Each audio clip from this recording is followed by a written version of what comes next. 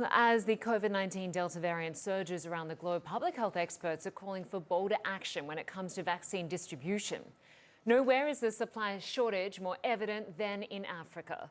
The WHO says COVID deaths on the continent have increased 80% in the past month. You can see the rise here in the last 2 weeks alone, with the northern and southern regions hardest hit. Well, so far, less than 2% of people across Africa have been fully vaccinated against COVID-19. The WHO Director General says that reflects a worldwide failure, one that poses a threat to everyone, no matter where you live. But there are some encouraging signs. Vaccination efforts in Africa are ramping up and supplies are starting to trickle in. Over the weekend, Nigeria and South Africa received millions of doses donated by the US. Well, time for The Exchange, where we take a look at the importance of global vaccine equality. Joining me now is Dr. John Nkengasong, Director of the African CDC. He joins me now live from Addis Ababa in Ethiopia. Good to have you with us. Thank you.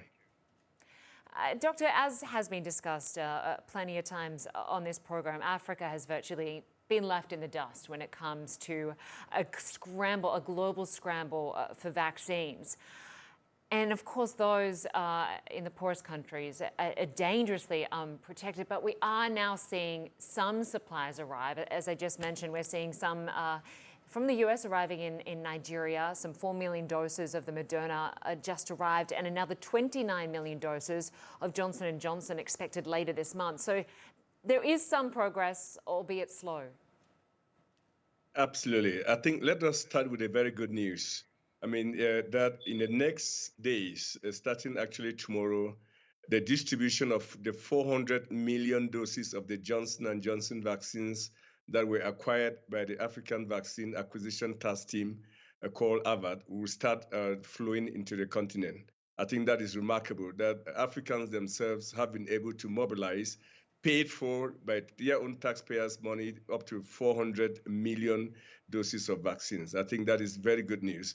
And if we complement that with what we are seeing from the US donations and others, I think it begins to give us hope that in the coming months, we can begin to scale up vaccination in a predictable manner. It really is, as you say, some promising news, given that for many weeks now we've been discussing that COVAX, which is the global program to deliver vaccines to poorer nations, is about 500 million doses short of its goal.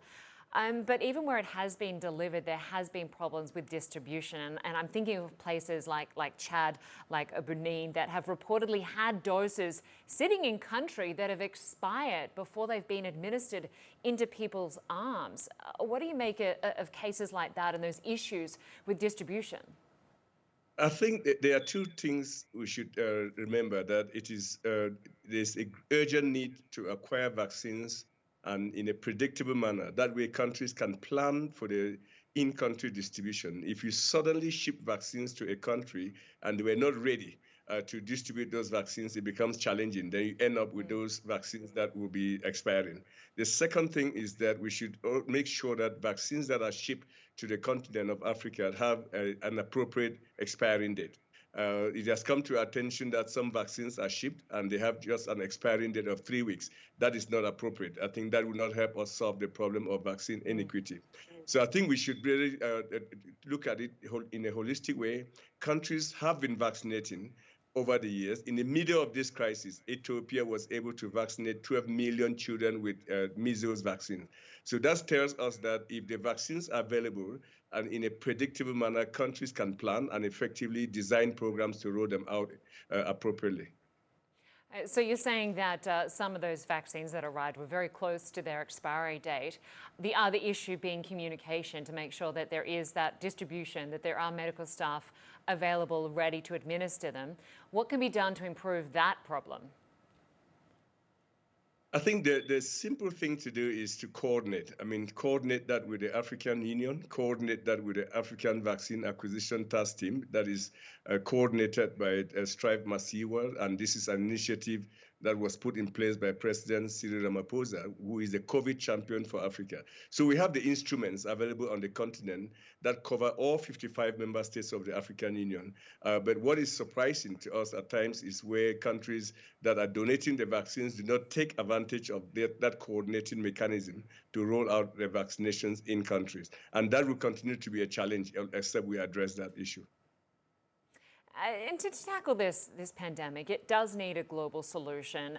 If you have unvaccinated people anywhere, whether it's because people are reluctant to get it or because of poverty, they don't have access to it, it does allow the virus to continue to mutate. And as we have seen in this most recent variant, the Delta variant, it is far more transmissible. Talk to us about the other concerns with regards to logistics, because it's not just the distribution point of contact. There's also issues around freezers and generators to store some of these vaccines, especially if they do have a longer expiry date, right? Absolutely. That's what I meant by having a predictable source and arrival of vaccines on the country. Say, for example, if you were to ship Pfizer vaccines to Ethiopia, where I'm based, the country needs to be ready with the deep freezers, the -80s, and the ultra cold chain that is required.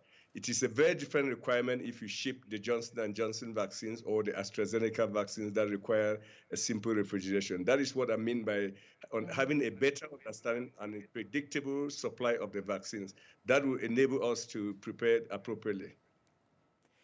And in terms of testing throughout the continent, while it has been difficult to conduct a thorough testing to get an accurate picture of data and to demonstrate how rampant COVID-19 is, where we are looking at specific cities, I'm thinking of places like Dakar and the capital of Senegal, we are hearing from doctors that are saying that their hospitals are overwhelmed. This is a city of 3 million people. Which areas are you hearing that are much worse than what we're seeing in terms of the data that's coming in?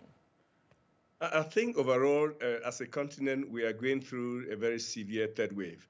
About 31 countries are actually going through a very serious third wave, and we see that the peak of this third wave is significantly higher than the peak of the second wave. And of course, the second wave was higher, the peak was higher than that of the first wave. So because of that, it lends itself naturally to an overwhelmed health systems where hospitals are full, nurses or healthcare providers are in short supply. So it is not a surprise that the situation that you described in Senegal will be true across many countries in Africa.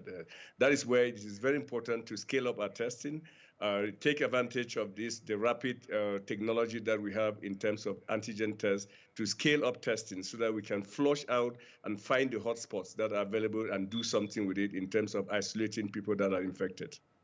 All right, Dr. John Nkengasong, Director of Africa CDC. Good to get perspective from you. Thanks so much for your time. You're welcome.